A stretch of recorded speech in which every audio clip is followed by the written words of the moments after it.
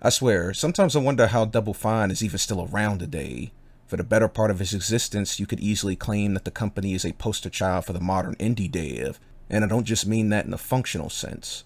There's just something about how this team managed to value creativity over most other more practical aspects of game development, which I'm sure plenty of other indie devs could only dream of being financially safe enough to do, let alone continue to exist for more than 2 decades afterwards. Brütal Legend is definitely a game I believe bleeds form over function, and I think that's evidenced by how Tim Schafer has said that the function kind of followed its form. It's one of those brainchild type of games that makes you wonder why all games aren't as creative as this, but you can also clearly tell where that creativity starts and ends. I think a running theme with Double Fine games has always been their willingness to experiment. This team, or at least Tim Schafer at the time, kind of prides itself at being a sort of Swiss Army knife of game design, always attempting to try different things. And I find it funny that in the past he said that gamers worry too much about game sales, and then goes on to be a frontrunner for the concept of crowd-funded projects, while also making claims that a sequel for Brütal Legend is only likely to happen if Psychonauts 2 was a hit, which only brings credence to sales indeed dictating ideas in this industry. But I'm not here to talk about the financial risk versus reward of making video games, or Tim Schafer's questionable dev philosophy. I'm here to talk about heavy metal, and why it's the fuel to the small industrial fire this game set off in people back in 2009 that I'd say still burns steadily even today. I feel like you were born in the wrong time. Like you should have been born earlier, when the music was real. Like the 70s? Earlier, like the early 70s. So, before you start calling me a Satan worshiper, let me just tell you that despite its M rating, this game is extremely goofy, and honestly, maybe even a little childish at times. From the jump, it asks you whether or not you'd like to censor the gore and profanity, as if you didn't just purchase an M-rated game with the word brutal in its title. Fucking piece of shit! What I actually find kind of adorable about this idea of the game having self-censoring options is that it has very few moments of any kind of extreme amounts of up-close gore and profanity. It's really only this opening scene and the final boss where any intense gore happens. Sure, you may be bisecting and beheading enemies during regular gameplay, but the character models are so small that it's sometimes hard to tell what's actually going on, not to mention how cartoonish some of these death animations are. And on average, the game's dialogue is usually pretty tame. Hell, there are some moments where I wonder why the game didn't use a more vulgar description for something. But it's gonna take about 5,000 cubic buttloads of scaffolding to do it. Saying cubic buttload instead of cubic ass or shit ton just seems like an extraneous amount of restraint here. While I think the censorship is largely unnecessary, I guess it's great for the concerned parents and snowflakes out there. It doesn't make it any less goofy, which the game does acknowledge with these prompts. I just wonder how those same snowflakes would feel about the scantily clad women in the game, as well as the references to sacrifice, decades-long orgies, and torture devices. Okay, those things may sound satanic, but come on. The Scream Wagon? It's like when Jigsaw named his torture device the Rack. It's as equally stupid as it is kind of badass. This game's tone is just supremely silly, which I think is great for the kind of narrative it's telling, a fish out of water story, or I guess more colloquially, an Isekai story. But I'd like to call it how my college professor would put it. A stranger comes to town. The stranger in this game being one Edward Riggs, a roadie from the modern age that's unhappy with the state of today's popular music. While this may hit home for a lot of us even now, I don't know what this dude is on about. How could you not like the stylings of tween sensation Cabbage Boy?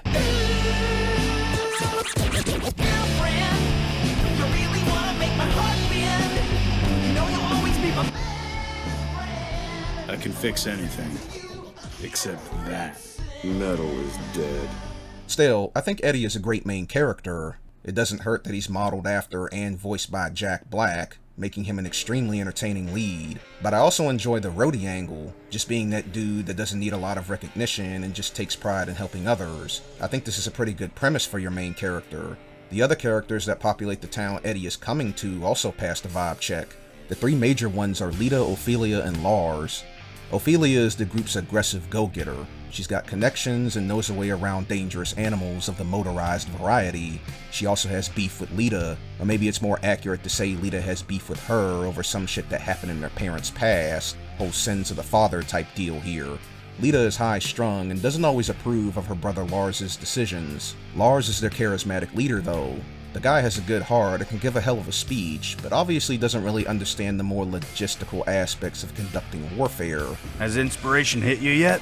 Once we reassemble our stage, they will surely surrender out of fear. Worth a shot. Okay, you're right, this is a bad idea. Too late. Once Lars makes up his mind, there's no changing it. This is where Eddie comes in. After being transported to this world, he quickly finds out that his roadie skills have some power in this universe. Real power. So he commits himself to using that power in support of Lars' cause while also helping out with the logistics. This game's main cast, in addition to some of the supporting characters you meet as you play, I think is its strongest narrative element, and possibly even its strongest aspect, period. It's just a fun collection of people all fighting for the same goal, dethroning the demonic oppressor, Emperor Diviculus, and that comes with all the drama you could probably expect. But there's one particular moment in the story I want to focus on, and it's when Eddie confronts Ophelia about the possibility of a spy being amongst them. Okay, I'm gonna put a spoiler warning here, even though I know half the people that watch videos like this have no intentions of playing the game the video was about, while the other half has probably already played it. But if by some circumstance this video convinces you to want to play this game, then skip to this timestamp. Don't expect this for every video I do in the future. Alright, let's keep moving. I have a few reservations about this event, and they start when Ophelia refuses to tell Eddie who Sikoria is. She claims that it's because she wants to protect Eddie, which implies that she at least has a good idea of the fact that Eddie is Sikoria's baby, and as such makes him half demon, which would undoubtedly change the relationship he has with Lita and Lars if they found out at this juncture. When Eddie sprouts honest-to-God demon wings, they just assume it's some kind of infection, but Ophelia knows better. So my question is, how is she able to guess this? According to the legend, Ragnarok and Sikoria didn't bang until after they went to the future together. So how would anybody in the past know that Sikoria even had a child while she was there? The only person that had a realistic chance at guessing this is Diviculus. It was Sikoria. I can smell her blood. And even then, I don't really think he's talking about Eddie here, but more confusing Eddie for Sikoria herself. After Eddie grows wings, Ophelia makes a mental note about how her parents said all of this would happen. I hope my parents were wrong about this. So her parents must have been oracles or some shit, because I don't see how Ophelia would know anything about Eddie before she met him otherwise. What bumfuzzles me further about this event is the fact that Lita also just assumed that Sikoria was Ophelia. This doesn't make any sense because Lita can't be any younger than Ophelia, and Sikoria was the previous demon emperor. It's not like she was just some random battle nun or something. Lita is aware of who Ragnarok was. Eddie, that's a famous warrior of our time, not yours. He was the leader of the Black Tear Rebellion. His name was Ragnarok. And as the leader of the Black Tear Rebellion, that would have made him and Sikoria sworn enemies at the time. So how would Lita not know who Sikoria is? Unless Sikoria is a known shapeshifter or just got a lot of plastic surgery done in the future. With how common plastic surgery is today, it might not be too crazy to consider, actually. Of course, I could just be misinterpreting something, or just missing some information, but with my current understanding, this seems like a bit of a plot hole to me. I also kind of wish we got a scene of Eddie and Ophelia actually apologizing to each other for making such a big mess of things. While Drowned Ophelia wasn't the real Ophelia, Drowned Ophelia would have never happened if the real Ophelia hadn't felt like she needed to dive into the Black Tear Sea. And the only reason she felt like that is because Eddie didn't trust her. But Eddie didn't trust her because she didn't trust him or the people around him with potentially mind-blowing information. This isn't to say that I think either of these characters are in the wrong for feeling the way they did in this moment, but it never hurts for characters to express genuine feelings of remorse to each other, since both of them definitely could have handled the situation better. Additionally, imagine the conversation Eddie and Lita have with the Razor Girls after leaving their captain stranded in a frigid wasteland. There's no way Lita would allow Eddie to lie to them and just say they got split up from her before reaching death's clutch. Lita is a lot of things, but she's not a liar. So it's more likely they just have to painfully explain to them that they believe Ophelia was indeed their imposter. This will certainly foster some resentment and unrest amongst their troops, and it's probably only one reason why they had to take a 3-month break. Lars dying is a big deal, but I think it'd also be good to show how Ophelia's separation more closely impacts everyone as well. Despite some of these missing pieces, this story is still pretty well written overall, I'd say, and it definitely makes me want to spend more time with these characters. I honestly feel like we don't get enough time with them throughout the course of the campaign, which is no doubt due to its surprisingly short length, but I think it's also good evidence of how likable these characters are, even the villains. It doesn't exactly make me feel bad for mashing them like the monsters they are, but I do like them. I wish I could help them, but I mean, what do you do with a bunch of kids who don't know how to do anything but bang their heads all day long? You start a revolution, Lars. The heavy metal music genre, I think, might be the only style of music that truly lends itself to crafting a game world like this. Sure, there's probably other games that take inspiration from its genre concepts, like the Def Jam games and their heavy hip-hop influence, but to craft an entire fantasy world simply off the back of the genre itself being so fantasy-driven to begin with, I think is going above and beyond. And let me tell you something, the world in this game, while a little on the small side, is dense and steeped in lore. I think it's better to just have Ozzy explain it to you. For instance, did you know that this world was once ruled by an ancient race of titans? Now they were something. They took every part of that old fire beast. They took his blood, his fire, his steel flesh. They even took his scream. And they made that car there. And a million other things, including music. Fucking beautiful music, man. And when they rose to the heavens and became gods, they left instructions behind. How to make cars, music, the whole deal. That is the Guardian of Metal regaling you with the tale of how the titans of this world tamed a giant metal fire beast before it exploded like a nuclear firework and scarred the land with its industrial remains. In other words, this universe is fucking awesome! You can tell a lot of work went into its construction and why things are the way they are, and it weaves in the idea of music being a superpower really well. Not just literally, but driving around in a hot rod, bulldozing monsters while blasting Slayer definitely makes me feel pretty powerful. Your ride's radio, The Mouth of Metal, is a collection of hand-picked cuts from the gods themselves. You only start out with a little less than half of the game's full soundtrack, but you unlock more songs as you play through the campaign. There's also a total of 24 additional tracks that can only be unlocked by locating their associated buried metal structure. This is one of several types of collectibles in the game. There are too many bangers on this soundtrack to count. Of course, you got acts like Anthrax, Megadeth, Slayer, Motorhead, Black Sabbath, Ozzy, Judas Priest, and Kiss. But you've also got absolute face melters with songs like No Love Lost, The Axeman, Hall of the Mountain King, When the Night Falls, and just a slew of other power ballads and headbangers. It's honestly kind of a shame Double Fine couldn't get tracks from Metallica, Iron Maiden, AC/DC, and Dio. I also wouldn't have minded seeing tracks from Queen, Wolfmother, and Korn here either, as well as more obscure foreign bands like Meshuggah, Apocalyptica, and Catatonia. But let me stop geeking out and just say that for what it's worth, this licensed soundtrack still absolutely shreds. And I can't forget about the great work Peter McConnell did on the original score either. Raptors Veiled has a set of strings that never fails to give me goosebumps whenever I hear them.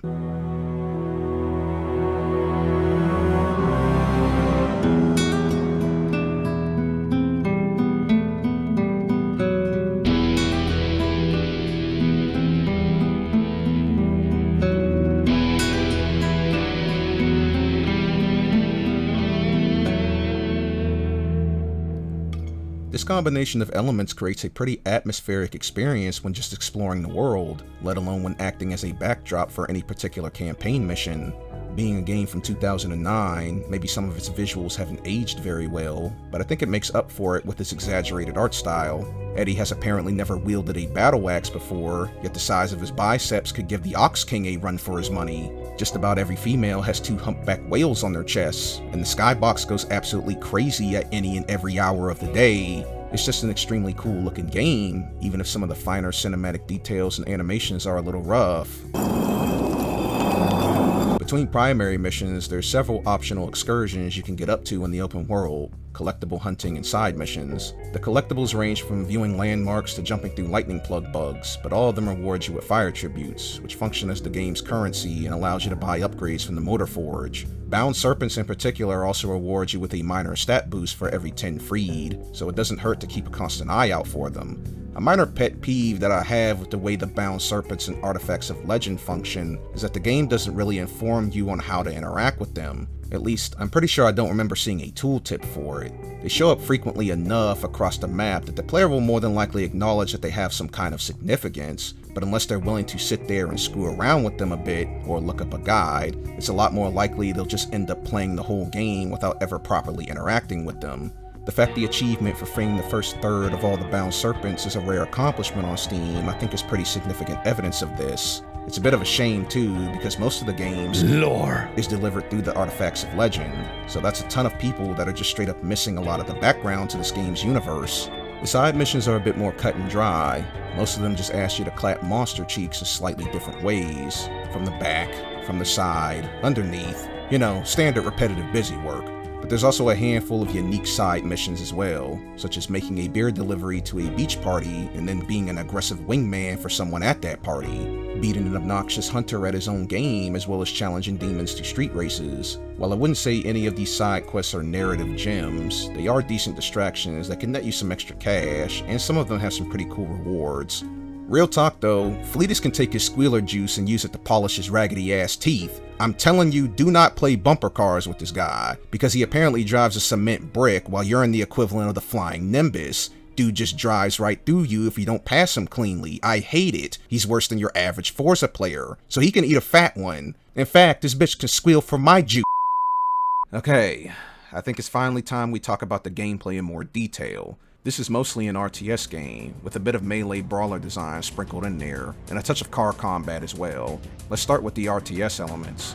A standard campaign battle consists of the player's stage and the enemy's fortress equivalent. It varies from mission to mission, but the objective is always the same. Lay waste! While preventing the enemy from doing the same to you. How you go about doing this is by choosing from a large selection of troops to support you in the fight.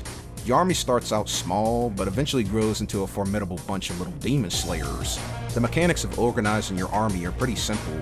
You have 4 basic commands of attack, defend, follow, and relocate, as well as a couple special battlefield-wide commands that you can only give through guitar solos. Any of the basic commands will be given to all troops within earshot of you, but you can also select specific squads within a platoon to give individual orders to, separate from the rest of the collective group.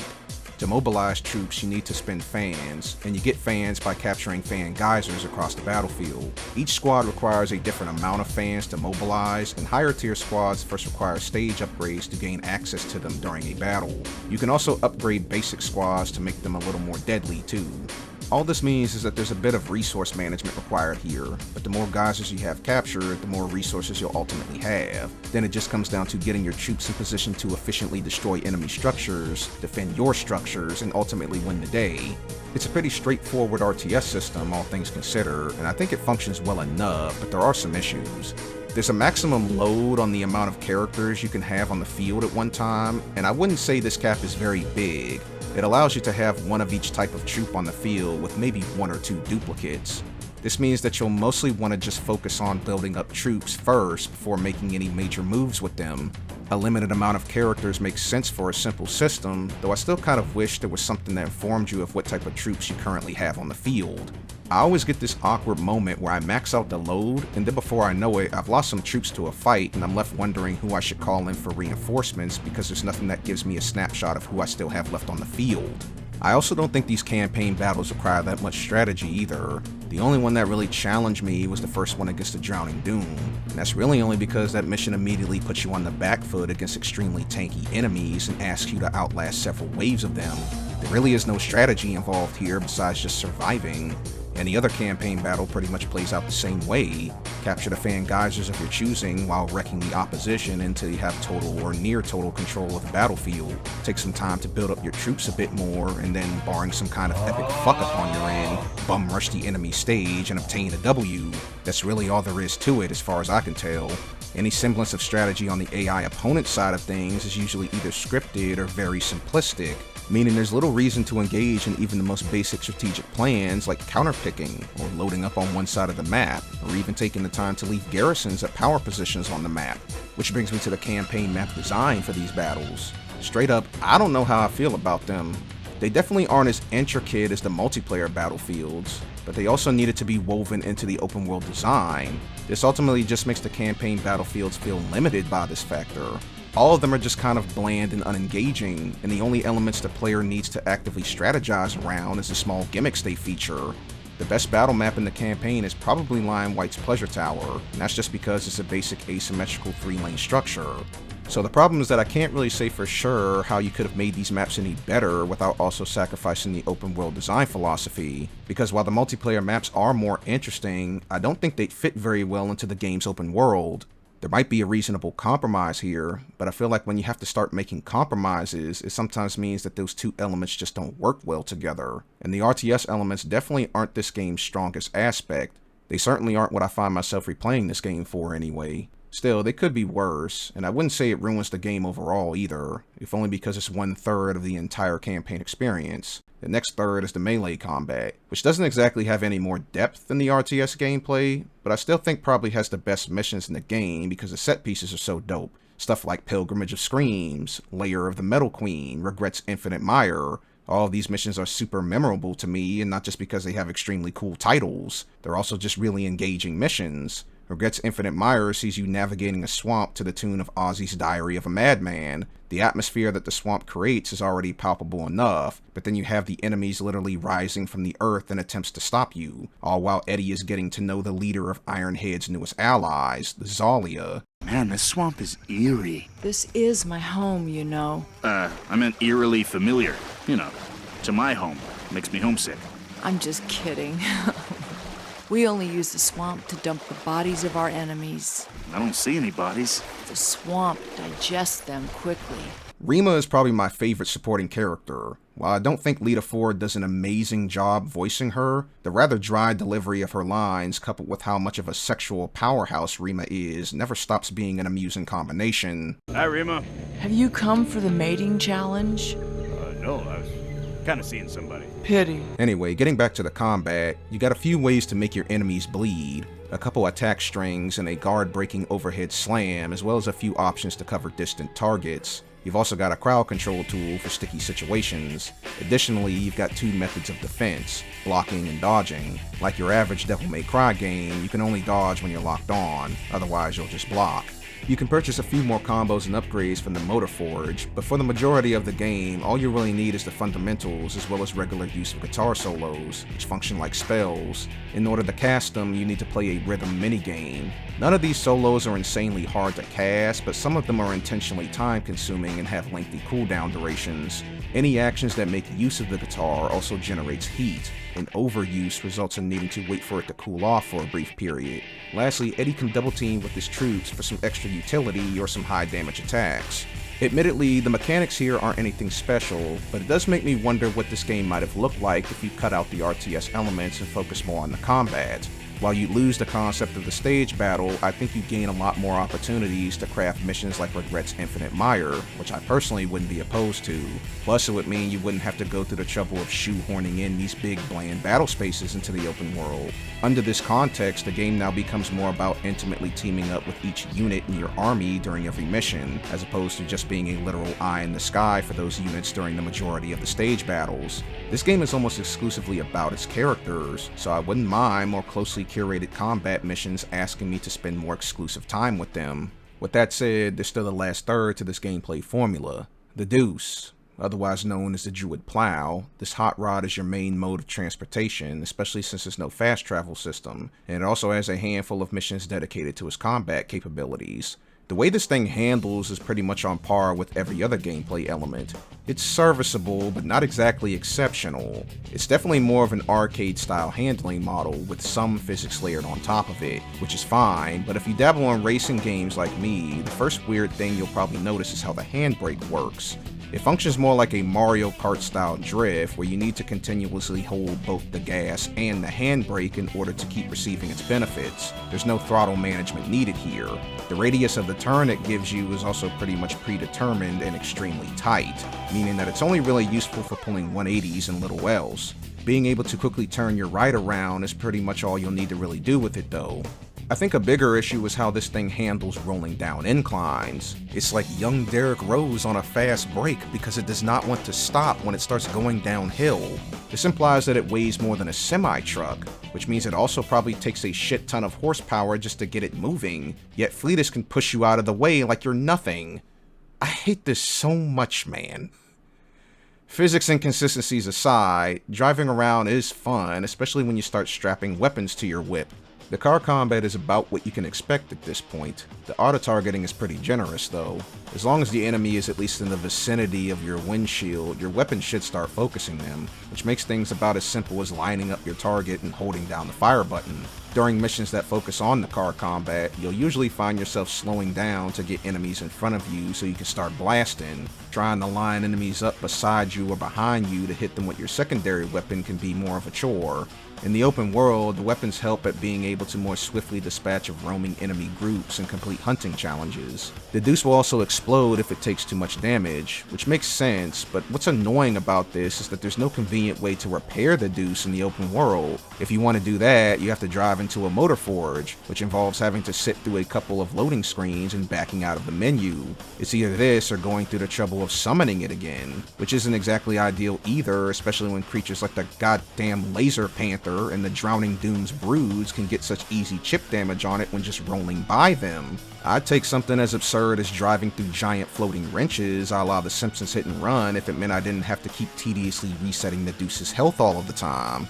Other than that, there's not much else to say about the car combat. It's largely inoffensive, but so is most of the gameplay featured here, and it doesn't exactly give me larger than the sum of its parts vibes either. These elements just don't synergize very well for that to be the case to me. At the very least, they're definitely all in a more distilled form, and again, it just makes me wonder what would have happened if this game had more room to make one of its gameplay elements more significant.